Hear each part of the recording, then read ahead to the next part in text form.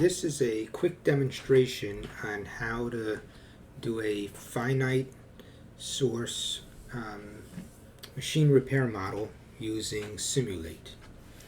So we're looking at patrol car problem, page 1101 from Winston's book, and we have 5 patrol cars, 2 repair people.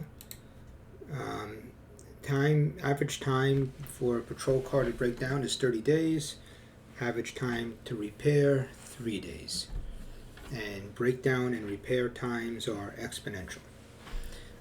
Alright, so we have the steady state theoretical averages, theoretical results here, of course. And how to use Simul8? Well, I had Gemini give me some hints, and it did a pretty good job.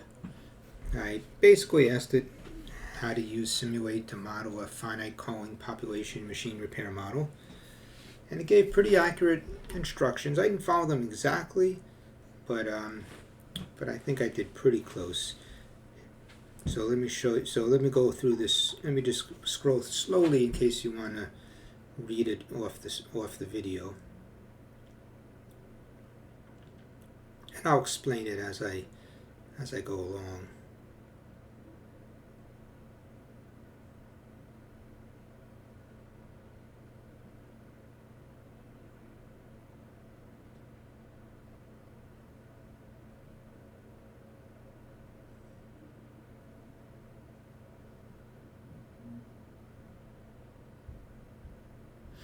Alright, so I'm impressed that Simul8 can actually do this. So here's the model, and let's run it. So this is a little bit of a inaccuracy here in the beginning.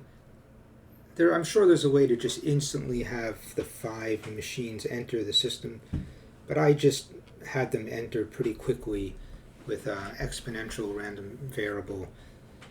But once they're in the system, as you can see, they keep bouncing around. So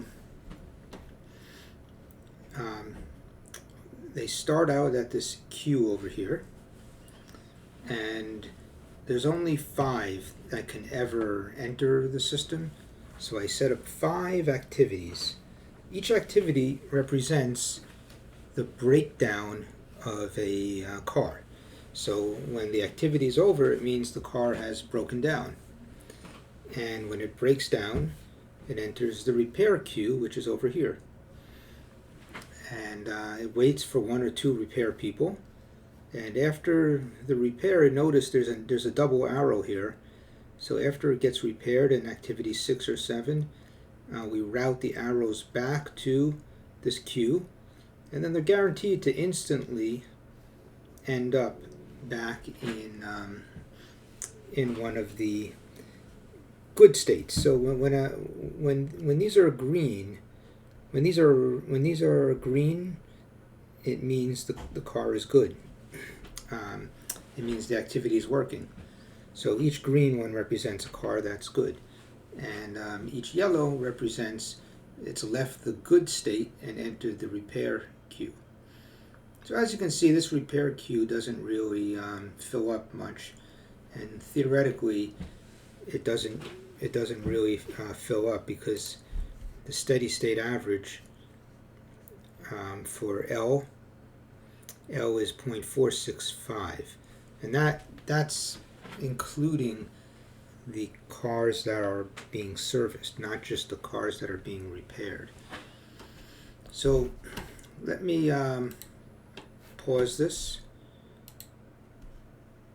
and then I'm going to speed it up, have it go for 10 years, and I'll run it. Alright, so I did 10 years, and units are days, and if you look at the queue and the results, you can see that on average they don't spend much time in the queue. It looks like 0.01 days, and the average length of the queue is 0.06.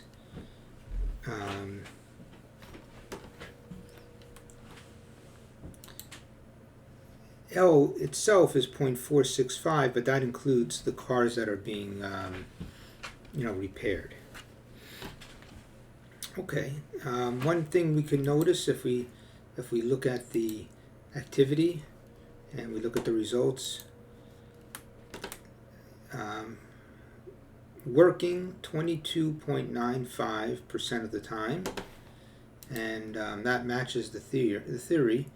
See, idle 77%, awaiting work 77%. So it does seem to be matching up with the theoretical. Unfortunately, in the theoretical calculation, we don't have W sub Q and L sub Q. If you want to calculate those to really double check the simulation, you'd have to use this formula 54 to calculate it. But I believe it's accurate. All right, so how do I do this? Go to the start point, and additional, and I clicked first at start, and somewhere else, constraints, I said limit the number of work items to 5. So that means there's only going to be 5 cars entering the system. So that's where that came from. And I had them come in pretty fast, in 1/100th of a day, just to enter the system. So this is not really important in this long run anyway. Okay, so they enter the system pretty quickly, and then these activities are just exponential with average of 30. That's the breakdown time. As long as they're here, they're good, and when they leave here, they're bad. This is just a standard queue, nothing special about it. And these activities are the repair people, and they average 3 days. So to make things a little more interesting, why don't we slow them down a bit? Let's say it takes them 8 days each. You don't have to make them the same. Now that we have a simulation, we could do more complicated things. All right, let's reset and run. And now let's see what the queuing time is. So now they actually are waiting a little longer. 1.27 days is the average wait before they can get serviced. And now person 1 is working 54% of the time.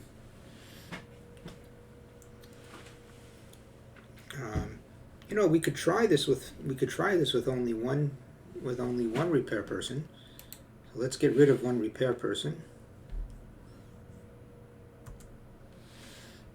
and let's see how this one repair person does. So let's reset. Queuing time, not so good. 10 days average wait, and at one point they were waiting 7 days.